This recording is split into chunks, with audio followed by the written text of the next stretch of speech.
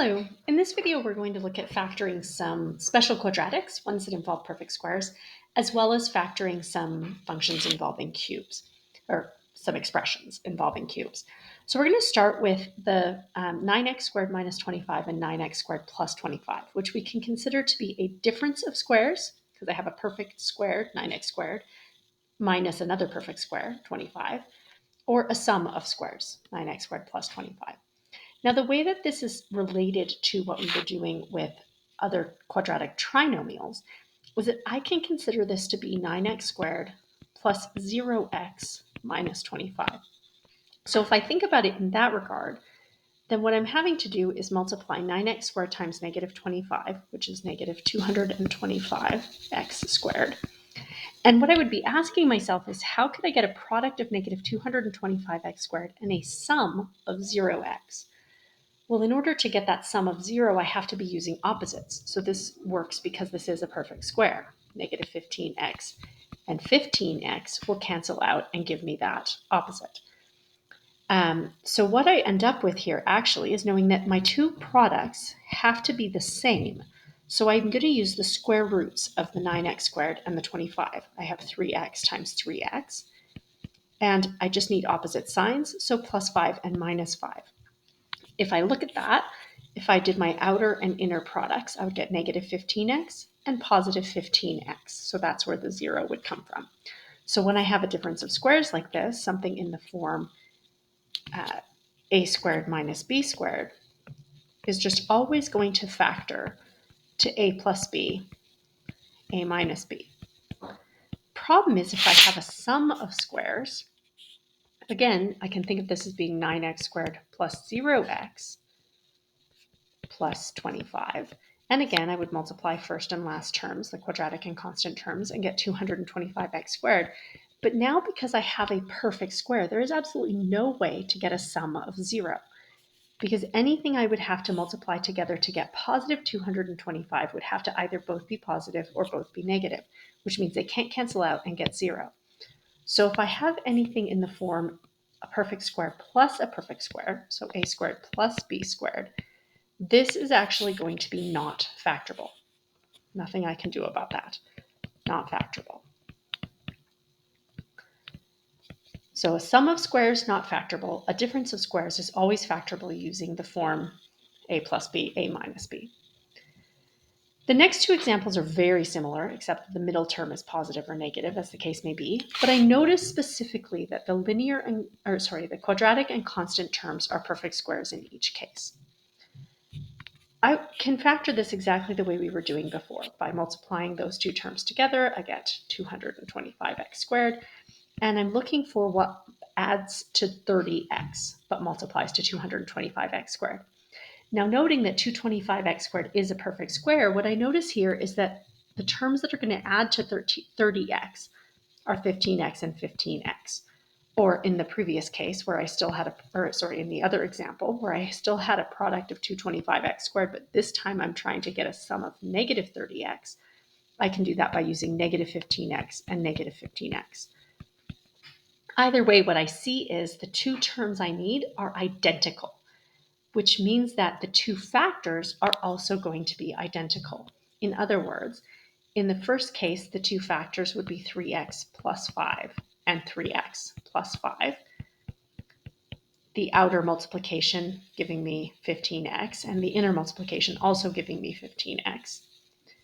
And in the second example, virtually the same thing, except this time I need 3x minus 5 and 3x minus 5. Again, I would get negative 15 from negative 15x from either the outside or the inside multiplication. These are called perfect square trinomials because I can also express this as 3x plus 5 squared or 3x minus 5 squared. A perfect square trinomial is one that is going to be in the form ax squared plus 2ab, in other words, this term in the middle, the linear term, was double the square root of the two individual quadratic and constant terms. So the square root of the constant term was 3x, and the square root of the square root of the constant term was 5. The square root of the quadratic term was 3x. 5 times 3x was 15x, and when I double that, I got the middle. So ax squared plus 2ab plus b squared, 2abx. This is a perfect square trinomial, so that is going to be ax plus b, where b could actually be a positive or a negative number, depending on how this works. Those are perfect squares. We can factor them as just regular quadratic trinomials, but noticing perfect squares allows us to save a little bit of work when we're dealing with larger numbers. And the last two I want us to look at are the sum and difference of cubes. This is a little bit different from sum and difference of squares in that both of these are going to be factorable, whether it's a sum or a difference. And they're factorable in somewhat similar ways, but they aren't factorable just into linear terms. They're factorable to one linear term and one quadratic term. And in fact, the way we're going to find the quadratic term is by using division. So I am going to use cubed roots. In fact, the linear term of each of these is going to involve the cubed root of both individual terms. So the cubed root of 27x cubed is 3x in both cases. The cubed root of negative 125 is negative 5, and the cubed root of positive 125 is positive 5. But now I have something quadratic that's left. And the way I'm going to find that quadratic is by division. So I have 27x cubed divided by 3x minus 5.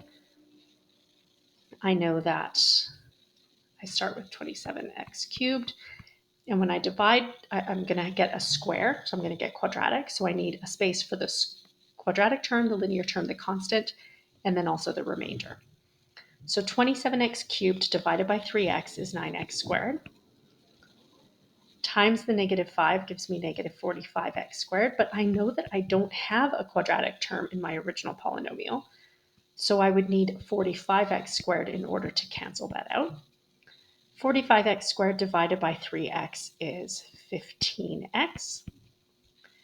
15x times negative 5 is negative 75x, but again, I don't have a linear term, so I need a 75x in order to cancel that out.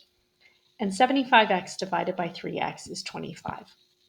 There is, in fact, no remainder here because when I multiply 5 times negative 125, I get negative 125, which is what I have. So 0 as a remainder. That proves that the 3x minus 5 was a factor because when I divide by a factor, I should get a remainder of 0. That's the definition of what a factor means. So the quadratic factor here is 9x squared plus 15x plus 25. That is unfactorable. You can verify it if you want, but there is nothing that multiplies to 225x squared and adds to 15x. So this is the fully factored form of that quadratic. I will get pretty much exactly the same thing in the other case. I'm not going to actually do the long division. You can certainly check it. But what I end up with in this case is 9x squared minus 15x plus 25. Again, it is unfactorable. So these are the factors.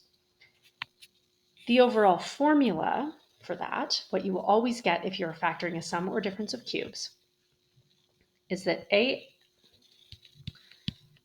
up here, this should say a squared. I just realized I had done that. A squared x squared.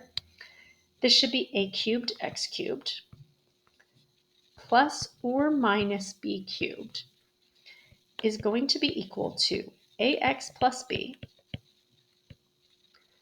times a squared x squared. Now I'm going to put minus plus in the opposite order. I'll explain why in a moment, but I'm going to write the whole thing out. abx plus b squared. So the reason I've written it in the opposite order from what we normally would is to show that if I'm using the plus sign here, I have to use the minus sign here. Oops. And I still also need a minus sign here. So what I've put in yellow here, if there's a plus sign in the original, so a sum of cubes, then you use a plus sign in your linear factor, but a minus sign in your quadratic factor. And if I am using a minus sign, if I have a difference of cubes, then I use a difference in the linear term, but I must use addition then in the quadratic term.